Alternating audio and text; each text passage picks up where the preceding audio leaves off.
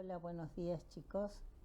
Vamos a seguir con el estudio de la organización general de la célula eucariota.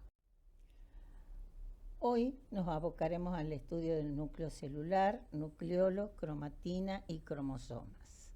En la diapositiva siguiente está desarrollada la clase de hoy. ¿Qué hemos visto hasta ahora? Todo lo que es membrana, lo que está dentro, que sería el citoplasma, donde está inmerso los distintos organoides, como ser las mitocondrias, los lisosomas, centríolos, el sistema de endomembrana. Ese sistema de endomembrana, si ustedes recuerdan, habíamos dicho que estaba formado por lo que es la membrana nuclear, por el retículo endoplasmático liso y rugoso, por el complejo de Golgi, por los endosomas y los lisosomas. Todo eso estudiamos hasta acá. Estudiamos también todo lo que rodea a la célula, que es la matriz extracelular, las uniones entre célula y célula y la comunicación intercelular, porque la célula no está aislada, no está sola. Entonces, ¿qué es lo que nos quedaría estudiar como parte del sistema de endomembrana y como parte tan importante de la célula, que sería la membrana nuclear con su núcleo, obviamente el núcleo celular? Y antes de pasar, quiero recordarles que cuando nosotros hablamos, o ustedes habrán visto, cuando hablamos de núcleo siempre decimos el núcleo en interfase. ¿Por qué? Porque si nosotros vemos acá este dibujito, que es el del ciclo celular, la célula hace un ciclo en su vida. Va a estar en interfase, donde se dice que la célula está en reposo, pero tiene su mayor actividad metabólica, y eso le va a permitir entrar en división celular. Hasta acá nosotros siempre hemos estudiado a la célula durante el periodo de interfase.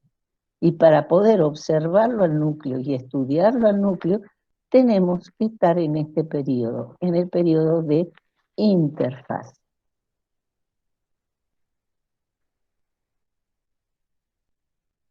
Este núcleo es el que va a sobresalir en el citoplasma y ocupa un gran volumen dentro de la célula. La célula, o sea, el núcleo, pueden tener diferentes formas. Podemos tener núcleos esféricos, núcleos que son alargados, núcleos que son planos. Este es un tejido, del tejido adiposo, que digamos, es una gota de grasa que lo está aplastando, que lo está, digamos, contra la membrana plasmática. Luego tenemos los núcleos lobulados, que ya vamos a ver que como que parecen que son varios, pero es uno solo, o los núcleos que parecen un riñón. A su vez, el número de núcleos por célula, en la mayoría de las células normales, los núcleos son únicos. Que tenga diferentes formas es otra cosa, y ya vamos a ver por qué. Si yo les digo acá, por ejemplo, tengo un basófilo, un eosinófilo, o sea, parecería ser que hay más de un núcleo. Ya vamos a ver que es un núcleo, nada más, pero tiene una forma muy especial, igual que los neutrófilos. En este caso también tenemos un solo núcleo, acá un solo núcleo. En el caso de los fibroblastos también tenemos un núcleo, pero en los osteoclastos, igual que en el tejido muscular, tenemos células que son multinucleadas. En otros tejidos, la aparición de células multinucleadas nos da un signo de que puede haber un proceso o sea, que puede aparecer cáncer. ¿Por qué? Porque el núcleo se divide más rápido que lo que se divide el citoplasma, y eso me ocasiona células multinucleadas. En cambio, en los osteoclastos es normal que tengamos células multinucleadas.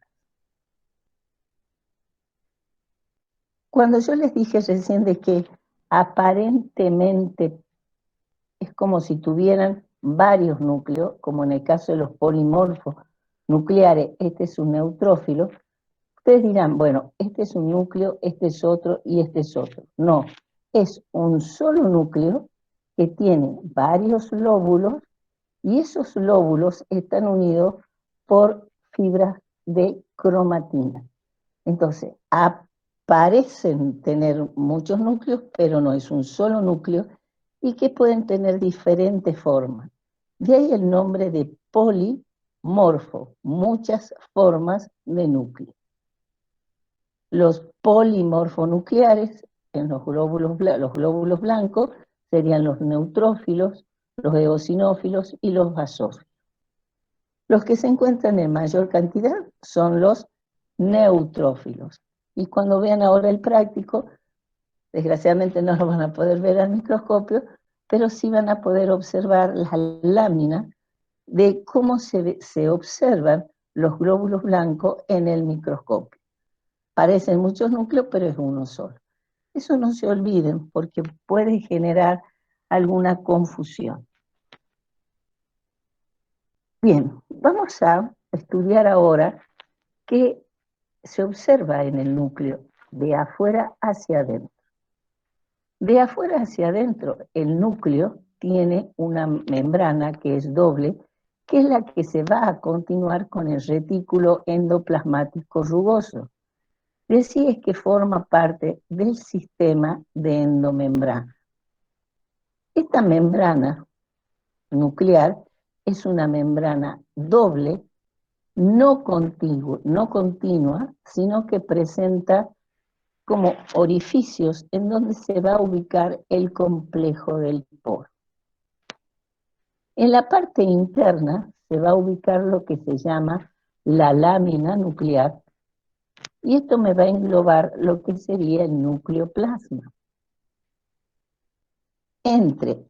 O sea, como nosotros tenemos una membrana nuclear externa y una membrana nuclear interna, digamos, el espacio que queda entre esas dos membranas es lo que se llama el espacio perinuclear, que va a englobar a lo que se denomina el nucleoplasma, cuya composición es muy similar al citoplasma. Pero en ella vamos a encontrar inmersa la cromatina, como también vamos a encontrar una estructura que no tiene membrana, que se denomina nucleolo. Y esta estructura, el núcleo, la vamos a ver solamente cuando la célula esté en interfaz. Decir que ustedes en muchos lados van a encontrar la palabra, o sea, cuando estudien núcleo, dice núcleo en interfaz. Está de más en interfaces, porque solamente el núcleo lo observamos en interfaz, no en división celular. Eso quiere decir que ya lo vamos a ver más adelante, no es que el núcleo va a desaparecer por obra de magia, sino que la cromatina se va a condensar en cromosoma y la membrana nuclear se va a replegar hacia el retículo endoplasmático para formar el uso mitótico y dar pie a la división celular. Luego se volverá a formar, la cromatina desde los cromosomas, y esta membrana nuclear se organizará a partir del retículo endoplasmático rugoso. Entonces ahí quiero que se fijen. Es una membrana doble que no es continua, no la hagan nunca continua la membrana nuclear, que presenta espacios en donde podemos encontrar los llamados complejos del poro.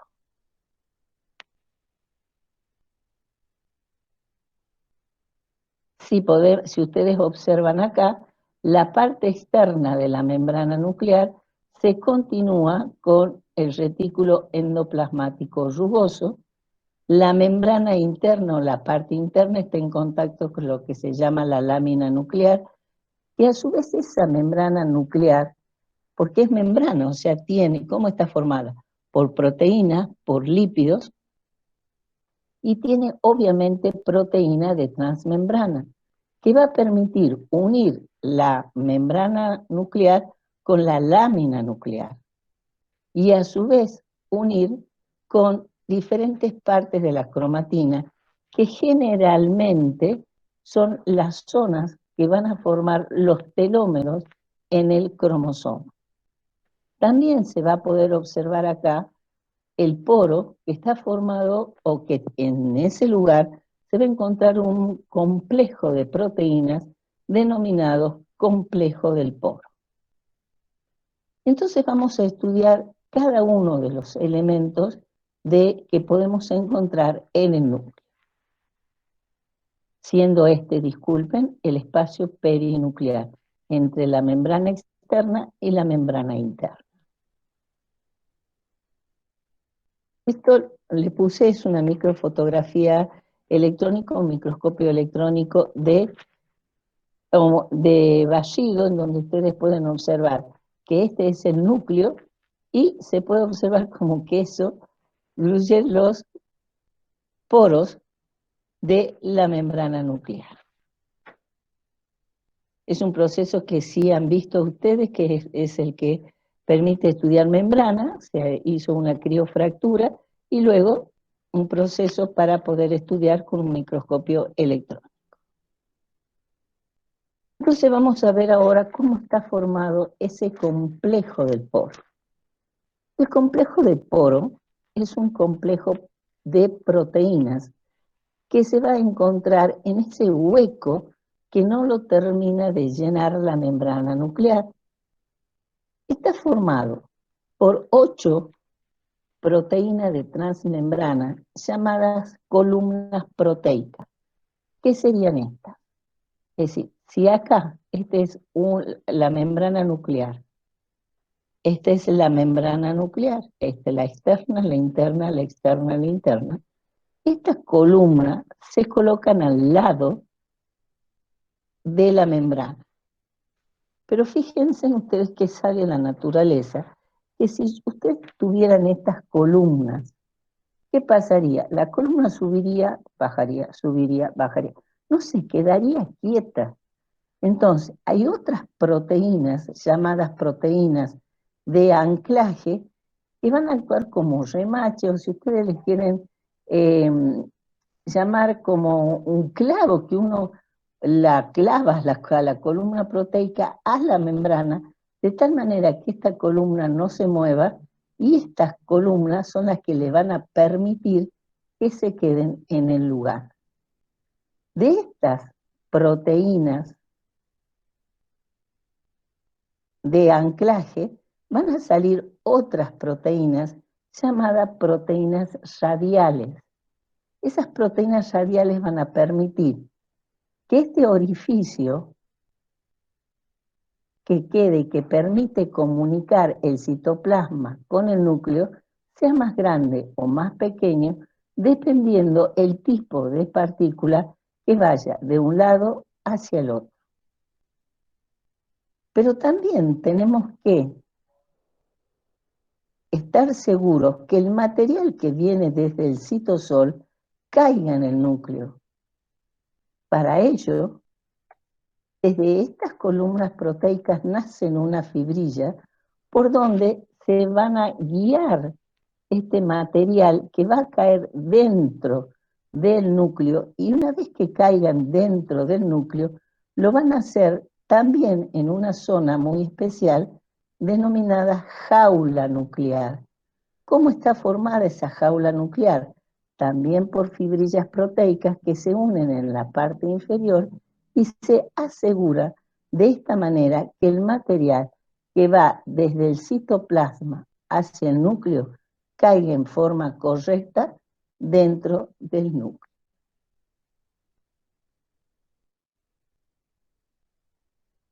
Ahora sí, vamos a ver qué pasa, qué sustancias pasan a través de la membrana nuclear.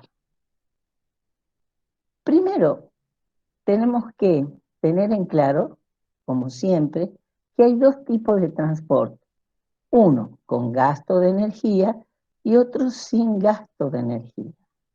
El que se hace sin gasto de energía es lo que denominamos la difusión, y lo hacen el agua y diferentes iones. Pero aquellos que gastan energía y que ingresan al núcleo son, para que ustedes no lo aprendan de memoria, son todas aquellas proteínas que van a estar involucradas en el proceso de duplicación, de transcripción del ADN del ARN. Entonces, ¿qué vamos a tener? ARN polimerasa, ADN polimerasa. Ya vamos a ver cómo está formada la lámina nuclear, por eso tenemos acá laminofilamento. Todo lo que es factores de transcripción, factores de replicación y las proteínas que van a formar las subunidades ribosomales que van a salir inmaduras del núcleo. Y aquellas que salen del núcleo es el ARN mensajero que lleva la información para realizar la síntesis en el citoplasma. Siempre recuerden, la síntesis de proteínas siempre se hace en el citoplasma, nunca se hace en el núcleo. Y también van a salir las subunidades ribosómicas inmaduras y que van a madurar en el citoplasma, pero se tienen que formar en el núcleo, en una zona específica.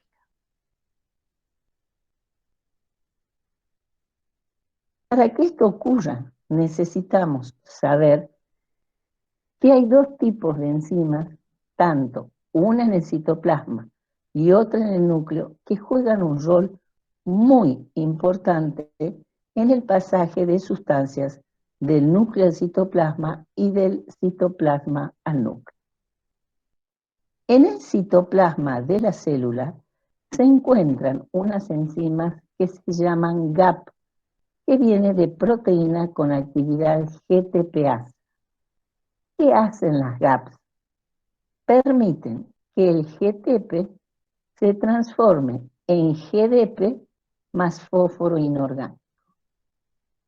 Pero en el núcleo, las enzimas que se encuentran no son las GAP, son las GIF, que es de factor de cambio de GTP. ¿Qué significa eso? Que las GIF van a permitir que el GDP tome fósforo inorgánico y se transforme en GTP. En resumen, las GAP se encuentran en el citoplasma y permiten la formación del GDP. En el núcleo vamos a tener las GEF que permiten la formación del GTP. Si nosotros tenemos claro esto, vamos a poder entender el pasaje de macromoléculas a través del complejo del poro. Y vamos a empezar con ese pasaje. Las proteínas destinadas al núcleo, ¿qué tienen que tener? Tienen que tener un péptido señal. Pero estas proteínas, a diferencia de las que entraban en mitocondria, por ejemplo, a medida que son sintetizadas son plegadas y entran inmediatamente al núcleo. ¿Se acuerdan que las mitocondrias, las proteínas que van a mitocondria se van a encontrar unidas a chaperona y en el momento que quieran entrar a mitocondria son ayudadas por otras chaperonas? En este caso no, las proteínas de núcleo se forman e inmediatamente pasan al núcleo.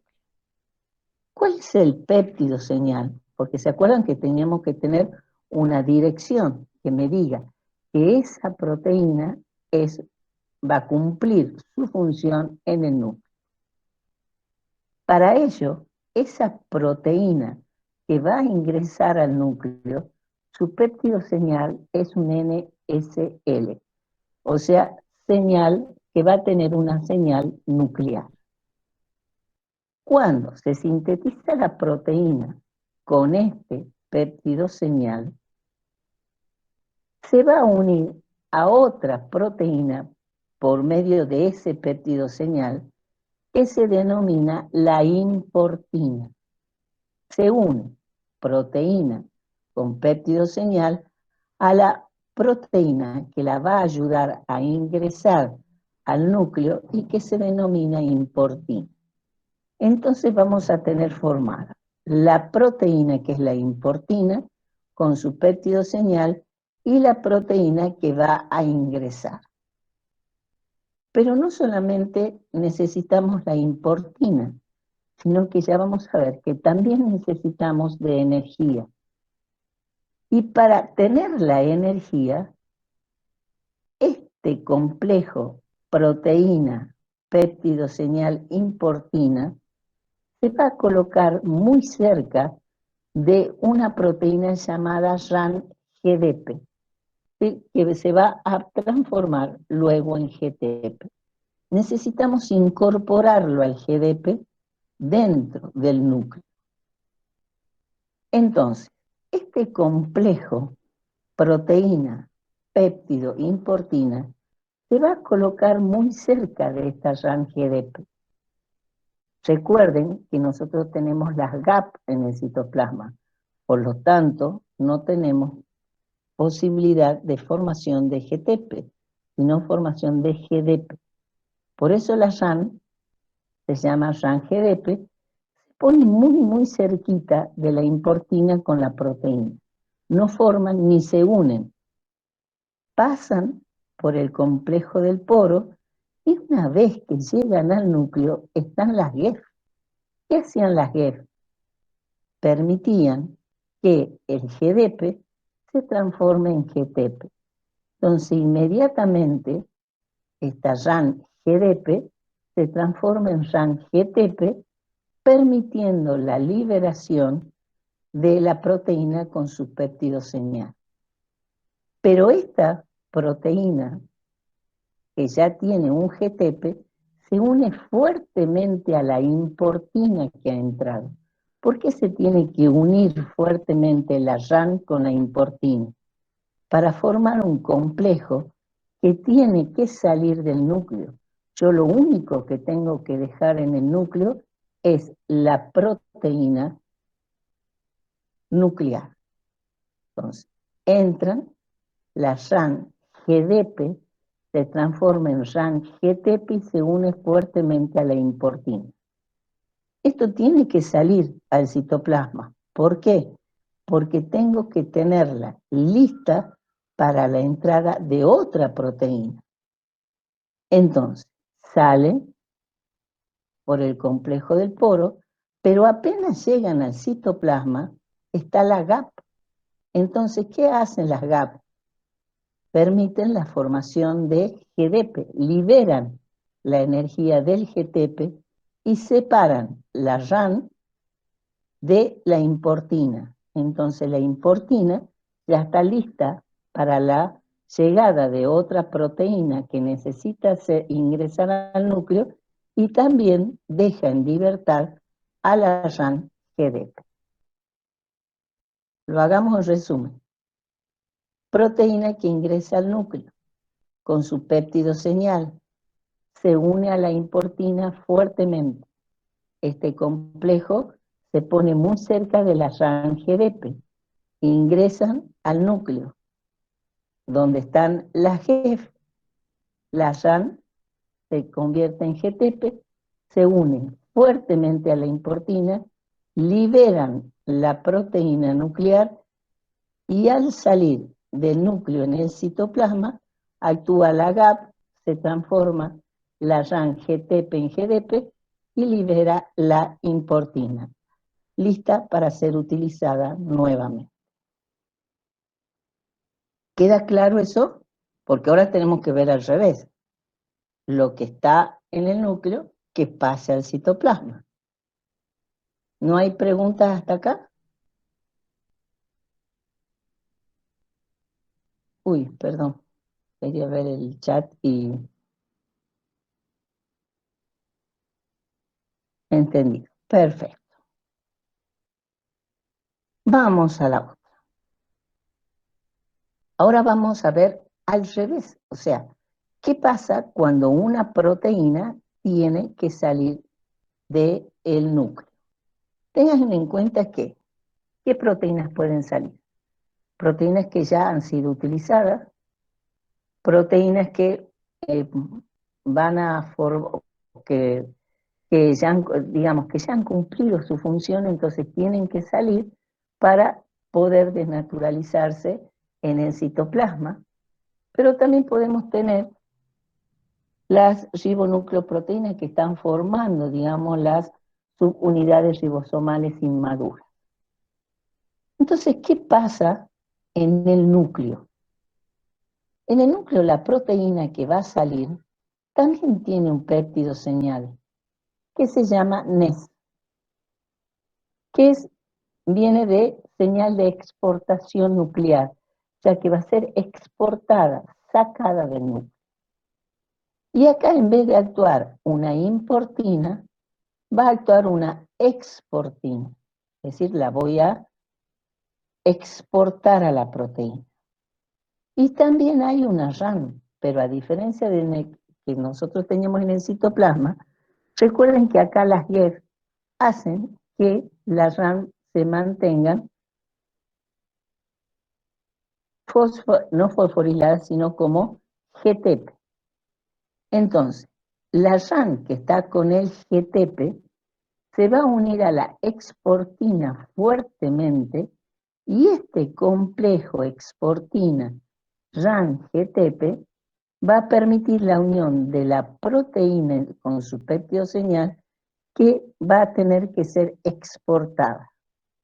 Por lo tanto, acá sí se forma un fuerte complejo RAN-GTP exportina proteína que se va a dirigir hacia el citoplasma.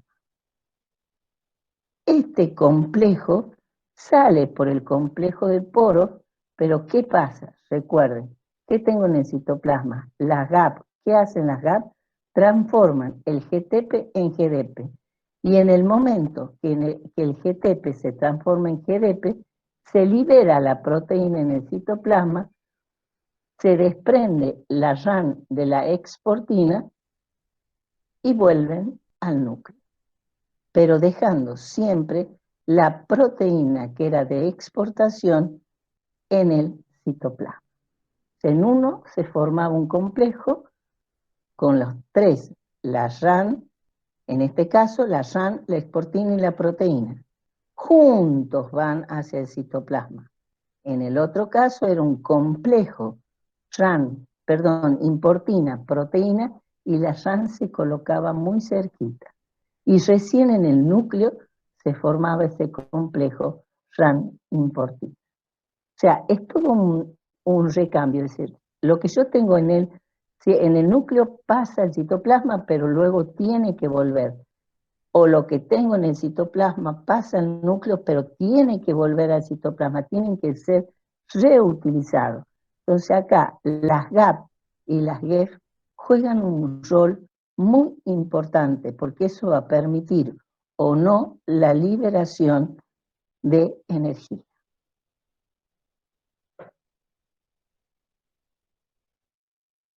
Ahora vamos a ver la lámina nuclear.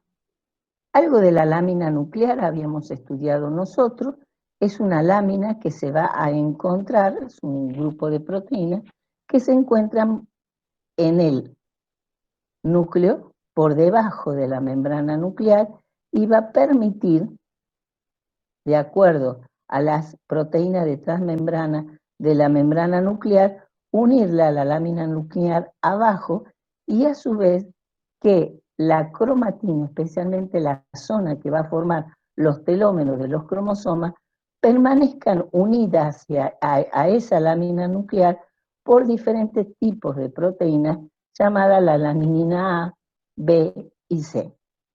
¿Qué tipo de proteínas forman la lámina nuclear? Ustedes recuerdan cuando hemos visto el citoesqueleto, ¿no es cierto? Los que formaban la lámina nuclear eran los filamentos intermedios, que eran proteínas no globulares, sino fibrosas, que se iban adosando, formando dímeros, luego tetrámeros, los protofilamentos, hasta formar el filamento intermedio. Una vez formado ese filamento intermedio, se van a colocar por debajo de la membrana nuclear interna, formando un verdadero enrejado muy importante para la integridad de la célula, porque tiene que estar fuertemente unido y darme esa integridad del núcleo, de la estructura nuclear. Es así que los laminofilamentos, al formar una red, conforman una capa muy delgada que va a estar por debajo de la membrana interna de la membrana nuclear y también o sea, no es continua, sino que en la zona de los poros no se la va a encontrar. ¿Cuáles son las principales funciones de esta lámina nuclear formada químicamente por los laminofilamentos y encontrándose por debajo de la lámina nuclear interna? Son los responsables de la forma y la resistencia de la envoltura nuclear. Están involucrados en la organización funcional del núcleo. Y allí con que yo les recalco que la zona de la cromatina, que luego formará los telómeros, es la que se encuentra cerca de la lámina nuclear. Si bien nosotros vemos la cromatina como un enrejado en ese núcleo, tienen un lugar específico donde van a estar para poder luego formar los cromosomas. Otro papel es que juegan un rol muy importante en el ensamblaje y desensamblaje del núcleo antes y después de la división celular. ¿Se acuerdan que yo les dije que nosotros observamos el núcleo cuando estamos en interfase, pero que el núcleo no desaparece por obra de magia, sino que la membrana nuclear se repliega al retículo endoplasmático rugoso y ahí es donde tiene un rol muy importante la lámina nuclear, como también el ayudar a la condensación de la cromatina para la formación de cromosomas. Bien, esta actividad, o sea, ustedes ya han hecho una actividad de la progeria, pero que viene acá muy bien en cuanto a que recuerden lo de la lámina nuclear. La lámina nuclear, ustedes, o sea, acabamos de decir que estaba formada por filamentos intermedios, y especialmente por laminina tipo A, B y C. Y miren cuán importante es, ustedes dicen, bueno, la membrana nuclear es más importante que la lámina nuclear. Si ustedes se ponen a pensar cuán importante es la lámina nuclear, que con la mutación de solamente un gen, me produce la mutación de una proteína que forma parte de esa lámina nuclear y me produce esta enfermedad. ¿Cómo se llama? Progeria. Es la mutación de un gen que forma parte, o sea, de un gen que codifica una proteína de la lámina nuclear que se llama LMNA, que es la laminina. ¿Y qué va a producir? Una inestabilidad en el núcleo de la célula, de los organismos que tienen esta mutación. Entonces, al tener inestabilidad, la célula no tiene un ciclo normal, sino un ciclo anormal, y eso no le permite una duplicación normal. Entonces, lleva a un envejecimiento celular prematuro, que es lo que sería la progeria. Entonces, con el tiempo, se pueden ir observando los cambios. En este caso, el mismo niño al año y el mismo niño a los 12 años. Es decir, un envejecimiento prematuro por inestabilidad nuclear a causa de la mutación del gen que me está codificando para una de las proteínas de la lámina nuclear.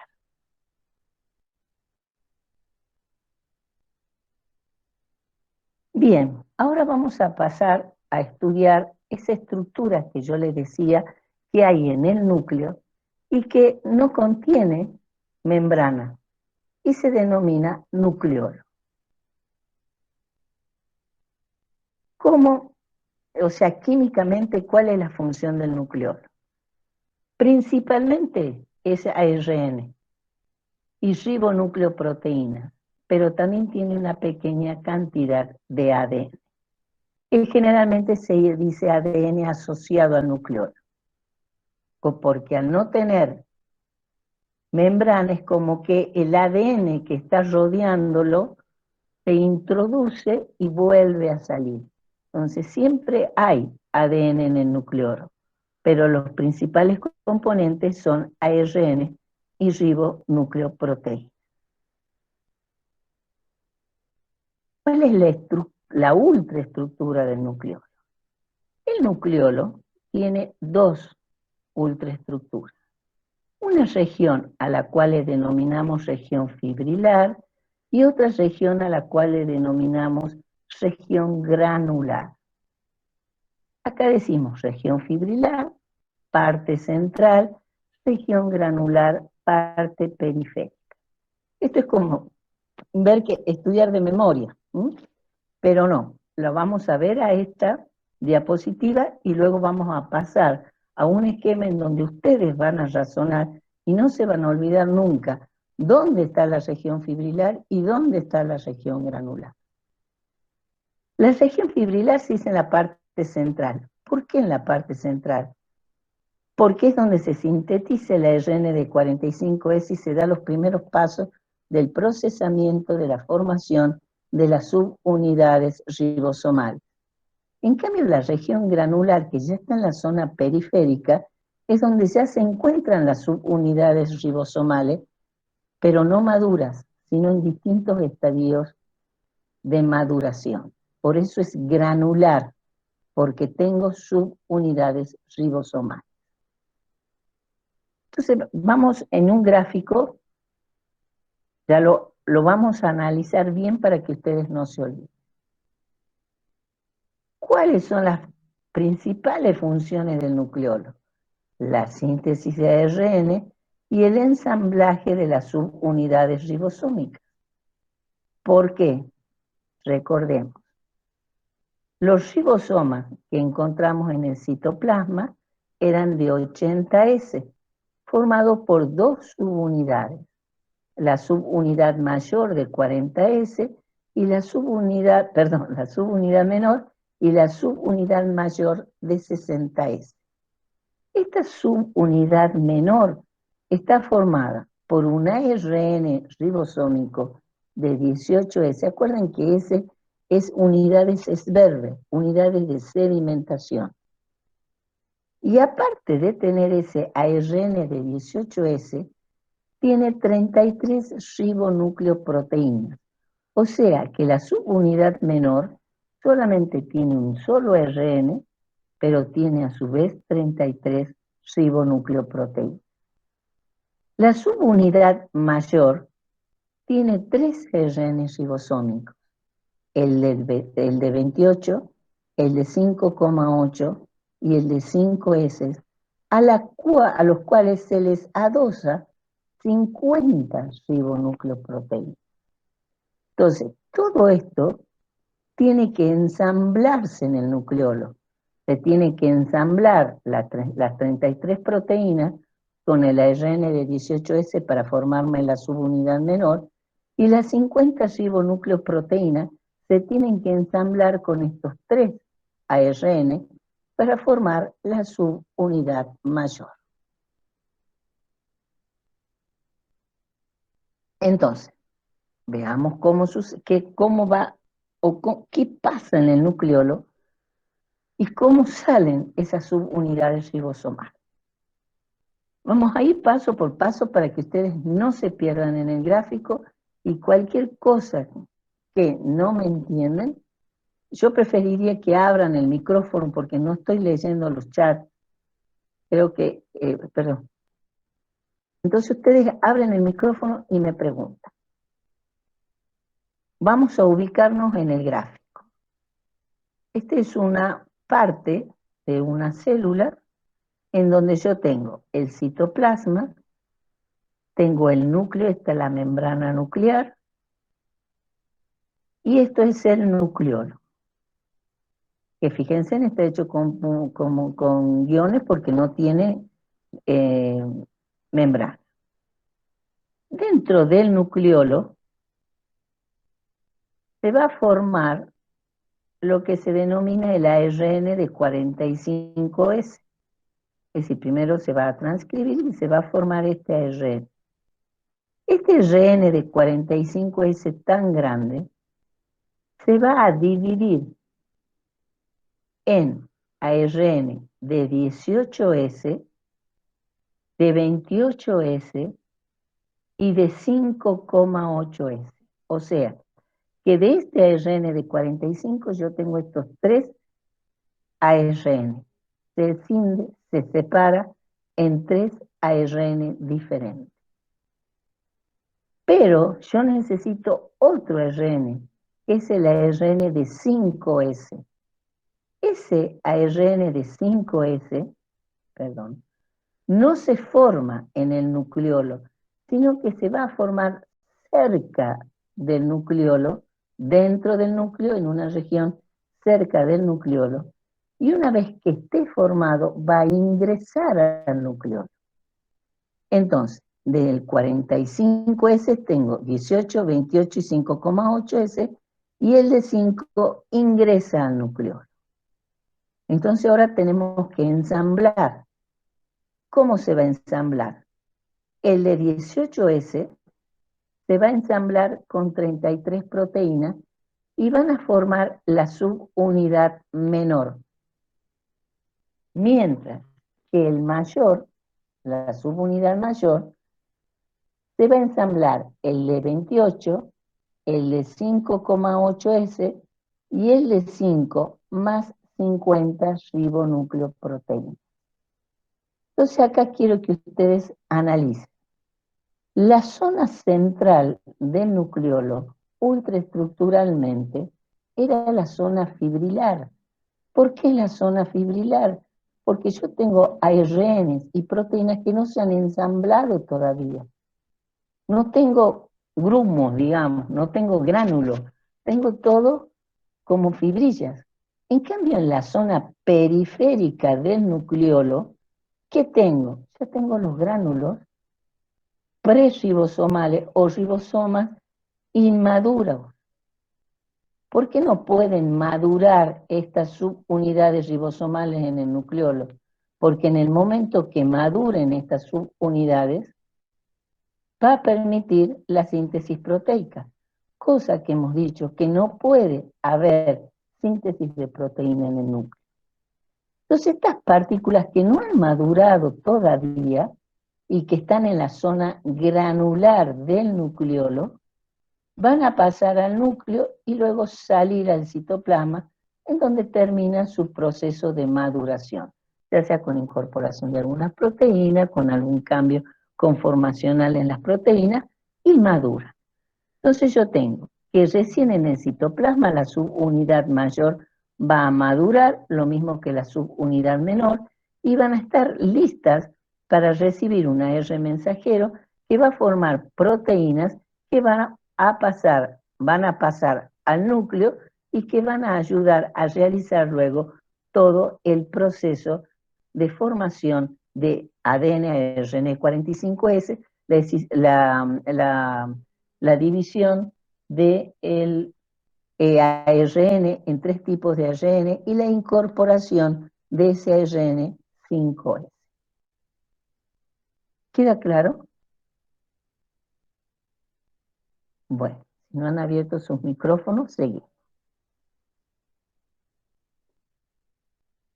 Pasemos a la cromatina. La cromatina para mí es como la niña bonita de esta clase, en cuanto vemos que la composición química está formado por ADN y proteínas histónicas y proteínas no histónicas.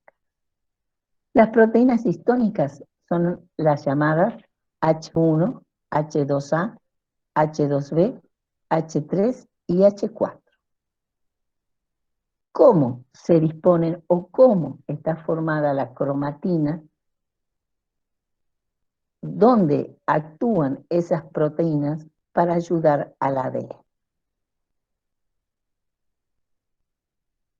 La cromatina es el primer, digamos, cuando yo tengo el núcleo en interfase, lo que yo estoy observando es la cromatina, pero esa cromatina en el momento que empiece a espiralizarse o condensarse para la división celular y formar los cromosomas, van a formar los cromosomas. O sea que básicamente, ¿qué son los cromosomas? Cromatina que está condensada, pero que durante la interfase la puedo observar como, digamos, fibras que están dispersas en ese núcleo en interfaz, que no solamente es ADN, sino que está acompañada de un conjunto de proteínas. ¿Por qué tiene que estar acompañada? Porque en el momento de condensarse necesita sí o sí de esas proteínas. Entonces, acá yo le voy a apelar un poco a la imaginación, ya que no les puedo hacer con algo que me vean.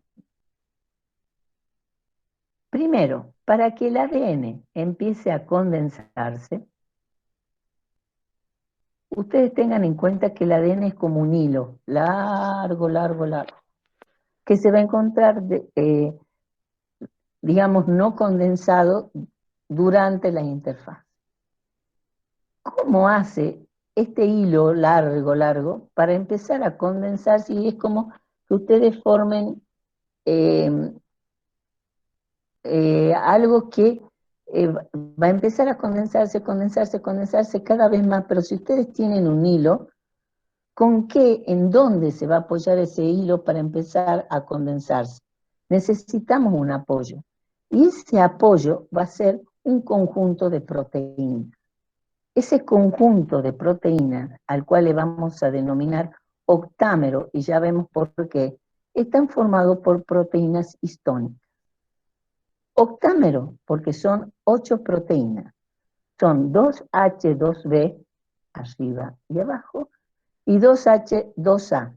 Las B, como las A, se ubican en la parte periférica del octámero y permiten que la H2B y la H2A se mantengan unidas una proteína llamada la nucleoplasmina. En la parte central se van a ubicar 2H3 y 2H4. Y esa unión la permite otra proteína llamada la proteína N1. Una vez que yo tengo formado este octámero de proteínas, solamente proteína, o sea, es el que me va a actuar como base para que esta molécula larga, fina, de ADN pueda empezar a enrollarse. O sea, yo necesito de esa base. O sea, que la primera base es el octámero de histona. Y el segundo componente necesario para que la cromatina empiece a espiralizarse es el ADN. Al tener esta base, el ADN va a girar 2 veces por este octámero. Si ustedes lo ven acá, este es el octámero, gira y lo enrolla el octámero, pero porque lo tiene como base. En el momento que lo enrolla, tomando 146 pares de base, este octámero con el ADN pasa a formarse lo que se denomina el nucleosoma. Entonces tengo el octámero más el ADN y viene un ADN llamado linker o espaciador y se va a formar otro octámero con el ADN, o sea, otro nucleosoma, se va formando así como una fibra larga llamada collar, son las cuentas de collar, de perlas. Porque cada una es como una perla, digamos. Entonces, lo primero, octámero, más ADN, nucleosoma. Pero como yo necesito que esto se siga condensando cada vez más, en este ADN espaciador se va a pegar otra proteína llamada la H1. Y en el momento que se pega la H1 a ese ADN espaciador, este nucleosoma pasa a denominarse cromatosoma. Y es el primer paso para la condensación de la cromatina. Cuando yo ya tengo los cromatosomas, van a dar, empieza a girar y se van a colocar 6 cromatosomas formando un solenoide. Y van a formar una larga fibra de solenoides. Y ahí tenemos otro problema. Tenemos una larga fibra, una larga hebra que también necesita de un apoyo para seguir condensándose. Y ahí es donde se forma otro cordón proteico que se llama el scaffold. Pero este cordón proteico ya no está formado por proteínas histónicas, sino que está formado por proteínas no histónicas. Entonces, esta fibra larga de solenoides se va a apoyar en ese scaffold y lo va a tomar como eje para formar unos bucles para permitir la posterior condensación. Esta unión de la fibra de solenoide al scaffold, esta unión, es lo que se conoce como la zona SAR, regiones asociadas al scaffold. ¿Por qué son muy importantes las zonas SAR? Porque son las zonas donde se encuentran la mayor cantidad de genes activos. Por eso es tan importante conocer esta zona SAR. Luego, este scaffold es el que va a girar llevando la fibra de solenoides y permitiendo la condensación más grande de esa fibra que traíamos con el scaffold. Y luego se va a condensar más hasta llegar a formar una fibra de 1400 nanómetros, que es el verdadero cromosoma metafásico. Entonces, tenemos el octámero con el ADN que forma el nucleosoma. En ese nucleosoma se le va a unir en el ADN linker el H1, van a formar el cromatosoma. Cuando empiece a girar, 6 cromatosomas forman el solenoide y forman una larga fibra de solenoide llamada de 30 nanómetros, que se va a apoyar sobre el escáfolo cordón proteico, permitiendo la formación de bucles y unión al escáfolo, formando la zona SAR más rica en genes. Luego se produce la condensación primera y la mayor condensación cuando llegamos a metafase.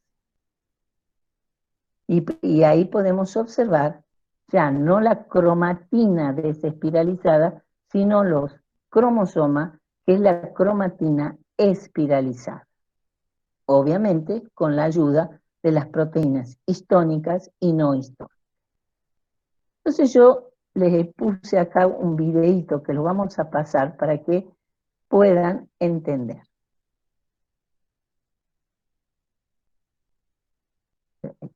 O sea, esto sería el ADN. Ustedes ven esa fibra larga de ADN. Este es el octámero, acuérdense en H2A, H2B, H3.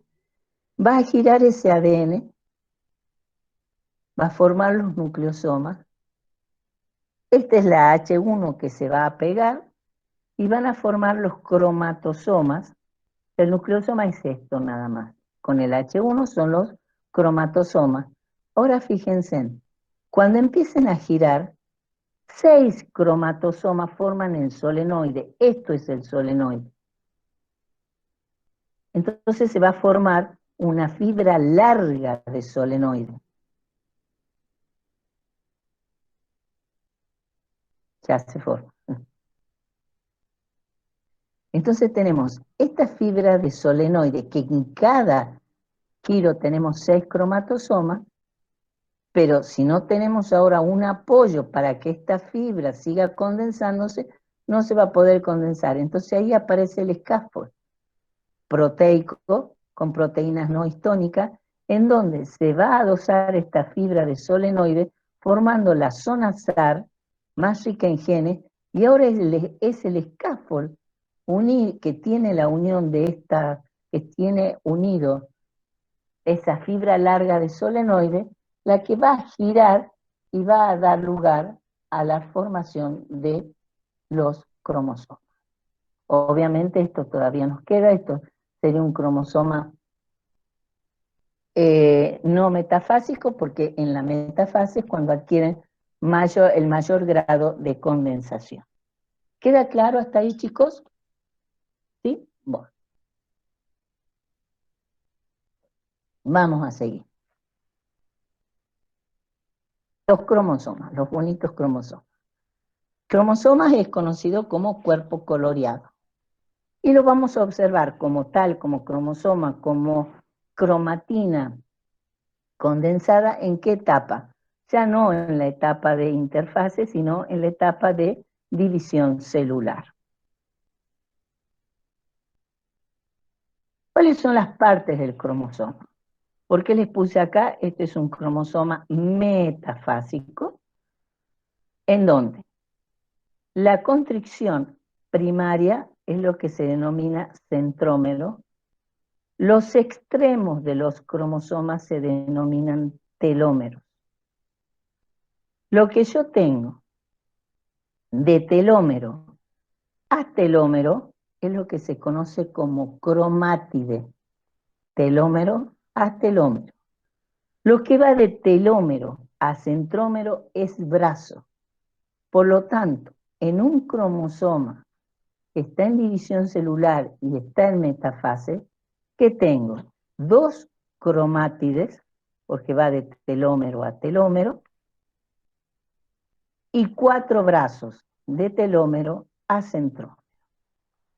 A su vez, este cromosoma, o los cromosomas, en la zona de la constricción primaria, van a estar unidos a los que se denominan los cinetocoros, porque esos cinetocoros son los que me van a permitir que este cromosoma se una a las fibras del uso mitótico.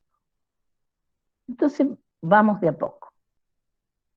En el ser humano, nosotros podemos encontrar una clasificación de acuerdo a la ubicación del centrómero. Si el centrómero se ubica en el cromosoma de tal manera que deja que los brazos sean casi iguales, se denomina un cromosoma metacéntrico. Si el centrómero se ubica de tal manera que deja una zona que los brazos sean más cortos que otros, se denomina submetacéntrico. O sea, si ustedes ven telómero, centrómero, este brazo es más corto que centrómero, telómero, que este brazo. O sea, este es brazo corto, este es brazo largo. En cambio, los cromosomas, a los cuales denominamos acrocéntricos, son aquellos que desde el centrómero tienen un brazo muy cortito y dejan un brazo bastante largo. Entonces le denominamos acrocéntrico.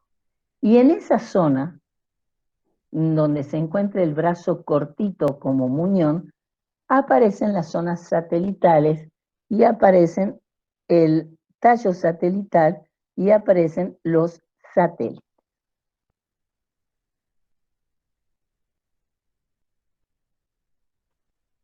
Entonces vamos a ver si es importante o no, cuando yo he hablado que en la zona del centrómero nosotros tenemos el cinetocoro. El cinetocoro es un complejo proteico que se va a encontrar en las regiones del centrómero y que van a permitir que el cromosoma se una a las fibras del uso mitótico, o sea, al microtúbulo. Analicemos qué tenemos en esta diapositiva. Yo tengo un cromosoma metafásico en donde tengo 2 cromátides de telómero a telómero, de telómero a telómero, y que obviamente esa unión es producida por lo que se denominan las proteínas llamadas coecinas. Si yo voy a la zona del centrómero, lo voy a tener acá, una zona más grande, en donde se puede observar dos zonas que son más electrodensas y una zona menos electrodensa. Y sobre esta zona más electrodensa, sobre la zona externa, hay unas como fibrillas que es denominada corona fibrosa.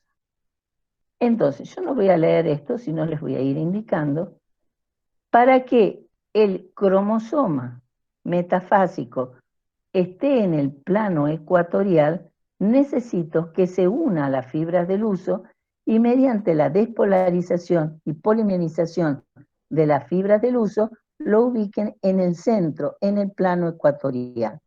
Para eso, las fibras del huso se van a unir a una zona denominada placa externa del cinetocoro. Luego viene una interzona y luego viene la placa interna del cinetocoro. Este complejo, placa externa, como la interzona y la placa interna, es la que se va a unir al cromosoma y me va a permitir que por la parte externa se una el microtúbulo para poder ubicarlo en el plano ecuatorial. Si esta unión del microtúbulo con el cinetocoro no se realiza, la célula no va a continuar su división celular.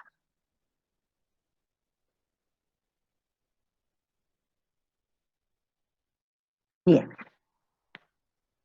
ahora vamos a tener algo bastante importante que nosotros les decimos, bueno, los cromosomas acrocéntricos. Los cromosomas acrocéntricos que hablamos recién eran aquellos que tenían un brazo largo y que dejaban un brazo pequeño o muñón, en donde yo les dije que encontrábamos el tallo, no les hablé de contrición secundaria, tallo y satélite. El tallo también es conocido como constricción secundaria. Este tallo y este satélite solamente lo van a tener los cromosomas acrocéntricos. Entonces, los cromosomas acrocéntricos que tienen el centrómero separa un brazo largo, que estos serían los telómeros, y en la parte superior un pequeño bracito en donde le continúa el tallo o constricción secundaria y luego el satélite, solamente lo tienen los cromosomas acrocéntricos, que son los pares 13, 14, 15, 21 y 20. ¿Por qué son tan importantes los cromosomas acrocéntricos? Todos son importantes, pero digamos, ¿por qué elijo el cromosoma acrocéntrico en este caso para dedicarle un tiempo más?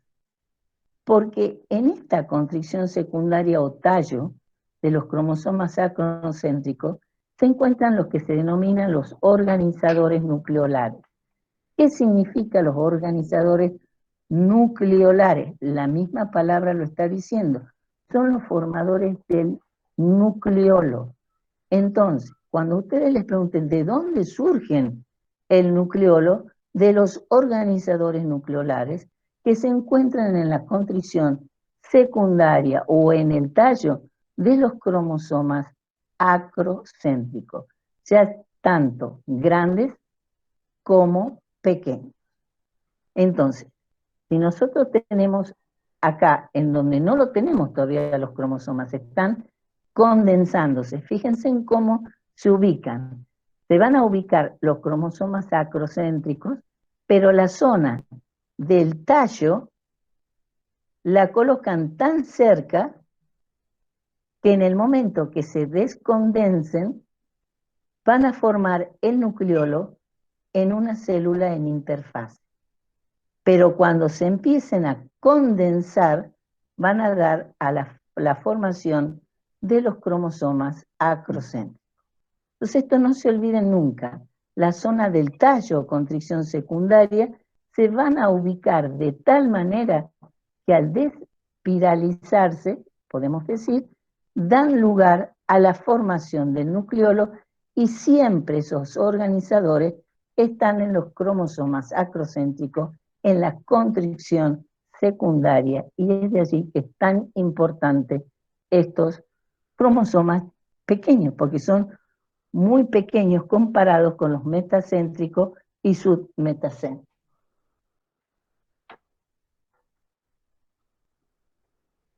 Bien, ahora vamos a pasar a una diapositiva que es para aclarar. Yo creo que ustedes lo tienen claro, pero bueno, lo aclaremos mejor. Cuando nosotros tenemos un solo cromosoma y te decimos que tiene dos cromátides, significa que lo que va de telómero a telómero acá es una cromátide, lo que va de telómero a telómero es otra cromátide. Estas cromátides, este es un cromosoma metafásico porque ya ha duplicado sus cromátides, esta cromátide que tengo acá, esta es una cromátide hermana con esta. O sea, que tiene la información para el mismo carácter, pero la misma información. En cambio, cuando yo hablo de cromosomas homólogos y de cromátides homólogas, cuando yo tengo dos cromosomas homólogos, cuando tienen información para un mismo carácter, pero no son iguales. Les doy el ejemplo, que no es el, supongamos, acá. Tengo la información para el color de pelo. O sea, no es, ustedes saben que eso es poligénico, pero lo hagamos así. Para el color de pelo. La información, si yo tengo acá para el color negro, acá también va a ser para el color negro, porque esta se ha duplicado. Es exactamente la misma información, esta que esta. Pero en los cromosomas homólogos, ¿qué pasa? Si yo acá tengo la información para el color de pelo negro, acá también, porque esta cromátide es hermana con esta. Pero puedo tener la información de color de pelo acá, la tengo a la información en el mismo, acá, a la misma altura, pero puede ser para el color de pelo rubio. En la hermana también. Entonces, ¿qué diferencia hay en los homólogos? Tengo la información para el mismo carácter, pero que pueden ser diferentes. Esos son los cromosomas homólogos. Entonces, la cromátide de este cromosoma es homóloga a la cromátide de este cromosoma. Pero esta y esta son hermanas, esta y estas son hermanas. Esta y estas son homólogas, esta y estas son homólogas. ¿Queda entendida la diferencia entre cromosomas homólogos, cromátides hermanas y cromátides homólogas? Porque si ustedes no entienden eso, cuando vean la parte de meiosis, en donde tenemos primero una separación de cromosomas homólogos, no lo vamos a poder entender. Y creemos que se dividen en cromátides hermanas. No, son cromosomas homólogos. Entonces vamos a ver ahora que durante la interfase habíamos dicho nosotros que tenemos cromatina. Pero esa cromatina, miren que lo que es, puede estar en interfase completamente desespiralizada y va a exponer al ADN para que se copie. Eso es lo que denominamos la eucromatina, cuando tienen una actividad, digamos, de duplicación grande. En cambio, ¿a qué llamamos heterocromatina? A esa cromatina que aún en interfase está condensada, no en el grado de condensación de los cromosomas, pero está condensada de tal manera que no deja que el ADN se duplique. Entonces, tenemos heterocromatina, es aquella que se encuentra condensada en interfase. La eucromatina es la verdadera cromatina, es la que tiene actividad transcripcional y es la menos compacta. Esta heterocromatina, que se encuentra condensada aún en interfase, se divide en dos, en constitutiva y facultativa. La presencia de ambas es muy importante en el núcleo de la célula. Una tiene actividad transcripcional, que es la eucromatina, y la heterocromatina, que no la tiene, salvo que se convierta en eucromatina. Y nosotros tenemos una microfotografía al microscopio electrónico de transmisión. Esto es la membrana nuclear, el citoplasma de la célula, este es el núcleo. Fíjense, en las zonas donde yo tengo la parte más oscura, más densa, más compacta, es la heterocromatina, que es la que tiene menos actividad transcripcional. Pero en la zona más clara, en donde no la tengo a la cromatina condensada, es la eucromatina, es la que tiene actividad transcripcional. Entonces veamos, acabábamos de decir de que la eucromatina es la verdadera cromatina, es la que transcripcionalmente activa, la que va a dar lugar a la formación de ARN, y ese va a dar lugar luego a la formación de proteínas. La heterocromatina habíamos dicho que se podía dividir en constitutiva y en facultativa. ¿Qué significa eso? Que la constitutiva se va a encontrar en todos los tipos celulares. Condensada. Es un componente que siempre va a estar condensado, o sea que es estable del genoma, y nunca se puede convertir en eucromatina, o sea, la heterocromatina es heterocromatina, entonces la constitutiva no se puede transformar en eucromatina. ¿En dónde la vamos a encontrar a esta cromatina? Que aún en interfase está condensada y que no tiene actividad transcripcional. Si nosotros nos vamos a los cromosomas, ustedes saben que los cromosomas es la condensación de la cromatina, toda la zona que forman o sea, toda la cromatina que va a formar los centrómeros es heterocromatina constitutiva. El brazo largo del cromosoma Y, los telómeros, los centrómeros de los cromosomas, está formada por heterocromatina constitutiva. Es decir, que nunca se puede transformar en eucromatina. En cambio, la heterocromatina facultativa es aquella que en algunas células o en algunos periodos de una célula puede transformarse en eucromatina y pasar de no tener actividad transcripcional a tener actividad transcripcional. Y eso ocurre con uno de los cromosomas X de la mujer. Ustedes saben que la mujer tiene dos X.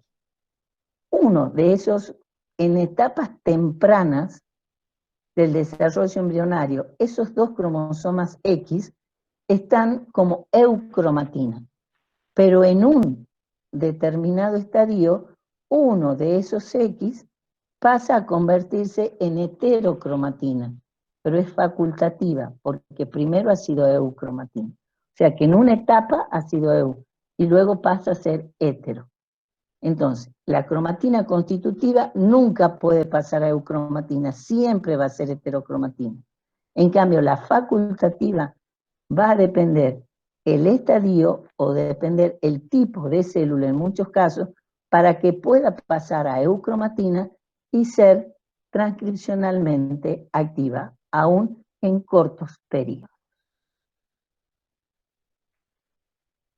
Bueno, acá quiero aclararles bien para que ustedes aprendan esto, ya lo que viene son cosas que ya hemos visto.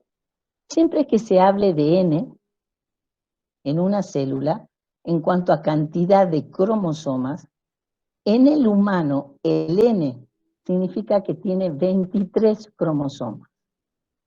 Esos 23 cromosomas, 22 son cromosomas autosómicos, que significa que los comparten tanto varones como mujeres. Y un cromosoma sexual, que puede ser un X o un Y. O sea, en la mujer siempre va a ser X. En el hombre va a ser un X o un Y. Esos son los que denominamos células haploides, que van a dar lugar o que forman la célula sexual. Mi pregunta es, bueno, la pregunta la vamos a dejar para después. Entonces, las células haploides están formadas por un juego cromosómico. ¿Cómo está formado el juego cromosómico? Por 23 cromosomas.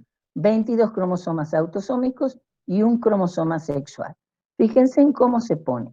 23 cromosomas, coma, y se indica el sexual.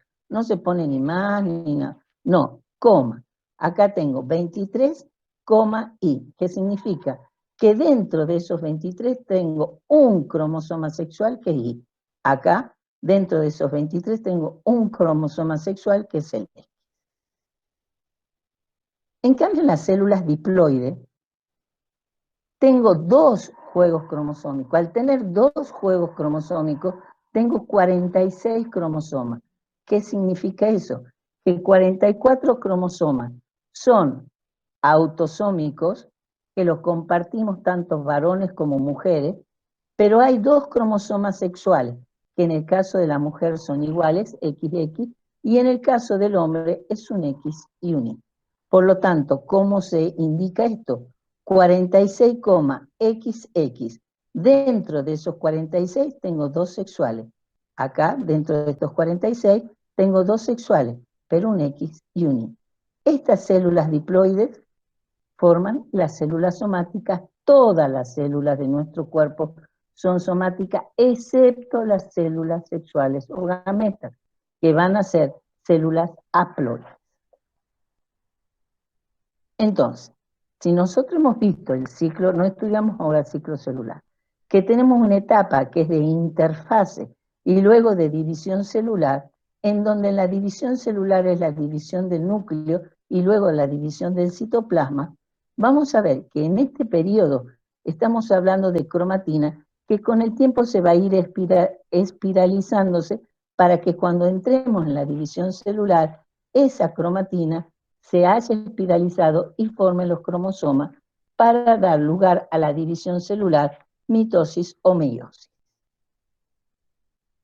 Entonces, ¿cuál es? Yo no voy a entrar en las etapas de la mitosis, sino simplemente es la finalidad de la mitosis, que de una célula madre, en este caso diploide, ¿qué significaba diploide? Que tiene dos juegos cromosómicos, llegamos a tener dos células hijas exactamente igual a la célula madre diploide.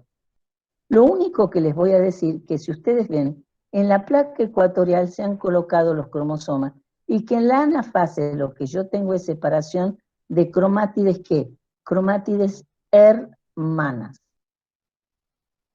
Y tenemos como resultado de la célula madre dos células hijas exactamente igual a la progenitora.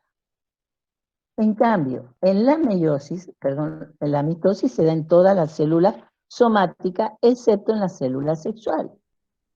En el caso de la meiosis, voy a tener dos divisiones consecutivas, pero solamente con una duplicación del ADN, que es en la etapa S, cuando vean ciclo celular, ya le van a explicar. Y que de una célula, 2N, llego a tener 4 células, pero con la mitad del número de cromosomas que la célula madre. ¿Por qué? Porque en la primera división, que yo parto de una célula 2N, se van a aparear los cromosomas homólogos. ¿Qué significaba? Aquel que tenía la información para el color de pelo, supongamos, de la mamá, se va a aparear con aquel cromosoma que tiene la información para el mismo carácter del papá. Se van a aparear, se van a juntar y van a intercambiar material. Entonces, al intercambiar material, en la primera división de la meiosis, yo tengo separación de cromosomas homólogos, que ninguno es idéntico al padre ni a la madre porque ya hubo intercambio de material. Y en la segunda división meiótica, recién tengo separación de cromátides hermanos. Por lo tanto, de una célula 2N, llego a tener 4 células N, haploide, con un juego cromosómico. Entonces vamos a ver rápidamente, le voy a bajar un poquito el volumen.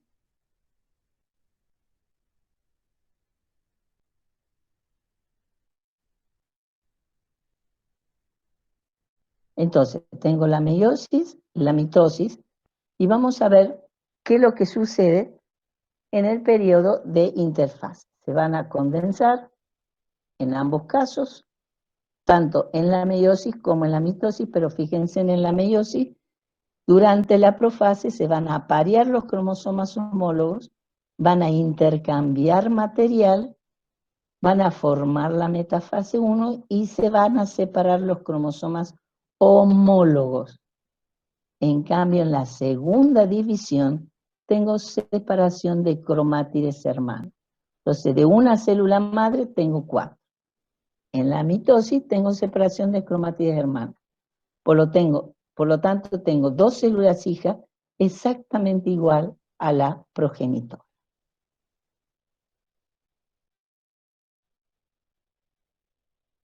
¿No? ¿No quiere pasar? Bien.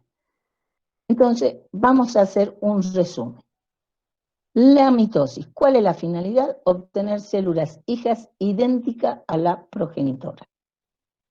¿Cuál es la importancia biológica? Y bueno, si no tenemos mitosis, no tenemos crecimiento. Nuestro cuerpo no crece. Renovación de células muertas o que ya no sirvan. O sea, tenemos que renovar. Por ejemplo, la piel está renovando continuamente. Tenemos que mantener constante la población celular y también en la reparación de heridas. En cambio, en la meiosis, la finalidad es formar gametos haploides. ¿Y cuál es la importancia biológica? Mantener la variabilidad genética, o sea, no todos somos iguales. Los hijos no son idénticos a los padres, son parecidos. Mantener constante el número de cromosomas a lo largo de generaciones y permitir la evolución de las especies. ¿Mediante qué? Mediante el intercambio de material cromosómico o el crossing over.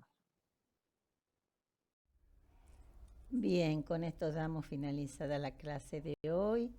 Los esperamos la próxima clase. Estudien mucho y muchas gracias por todo.